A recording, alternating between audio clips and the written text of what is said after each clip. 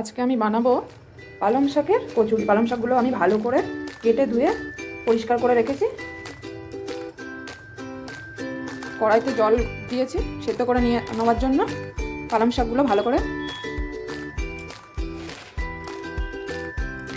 জলে দিয়ে একটু সেদ্ধ করে নিতে হবে। ভালো একটা কাঁচা গন্ধ থাকে, গন্ধটা সেদ্ধ করলে চলে যাবে। সামান্য পরিমাণে নুন দিয়ে পালং শাকটাকে আমি সেদ্ধ করে নেব। পালং শাকটা আমার সিদ্ধ করা হয়ে গেছে। এবার এটাকে আমি বেটে নেব। সাথে দিয়ে দেবো 5 কোয়া মতো রসুন আর ধনেপাতা একসাথে দিয়ে মিক্স করে নেব। মিক্সিং বলে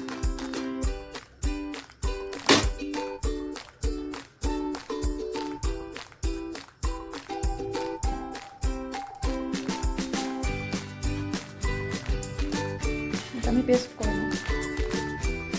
পেস্টটা আমার রেডি হয়ে গেছে।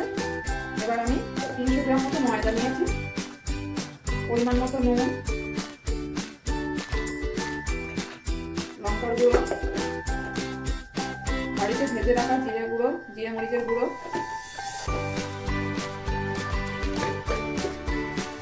চিনি, সাদা তেল দিয়ে ভালো করে ময়ান করতে হবে।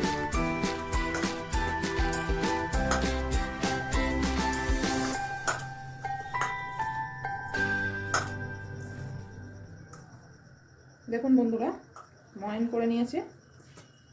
এইভাবে মোটা হয়ে গেলে বুঝবেন ময়ানটা ঠিকঠাকভাবে হয়েছে। এবার আমি পালং শাকের পেস্টটা দিয়ে ভালো করে মেখে নেব।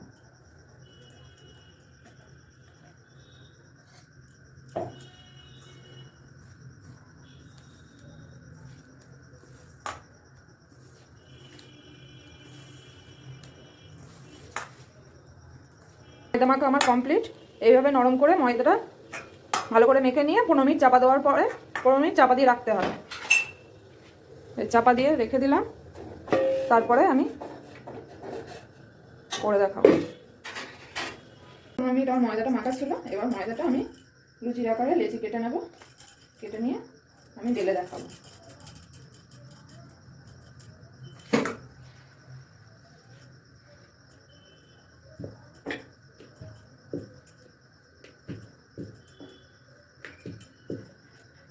পুরো সবুজ সবুজ হয়ে গিয়েছে। এইভাবে আপনারা বাড়িতে করে দেখবেন কেমন লাগে খেতে। আমি আরেকটা বেলে দেখাচ্ছি।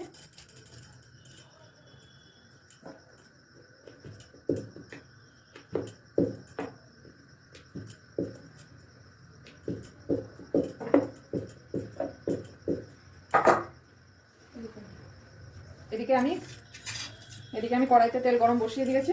এবার লুচিটা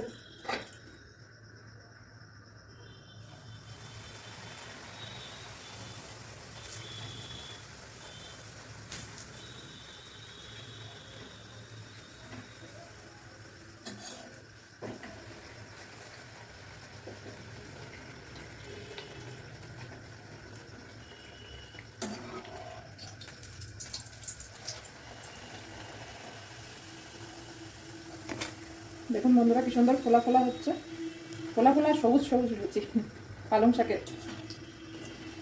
শাকের কচুরি। এইভাবে আপনারা বাড়িতে ট্রাই করে দেখবেন। ভালো লাগলে অবশ্যই কমেন্ট করে জানাবেন। আমি একা একা লুচিগুলো ভেজে নিচ্ছি।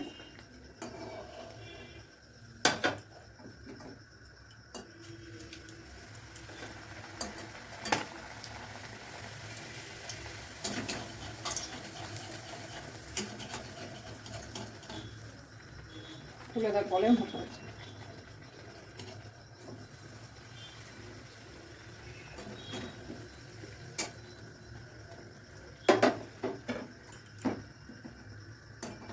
এই পালং শাকের কচুরি আমার কমপ্লিট। এইভাবেই আপনারা বাড়িতে ট্রাই করে দেখবেন।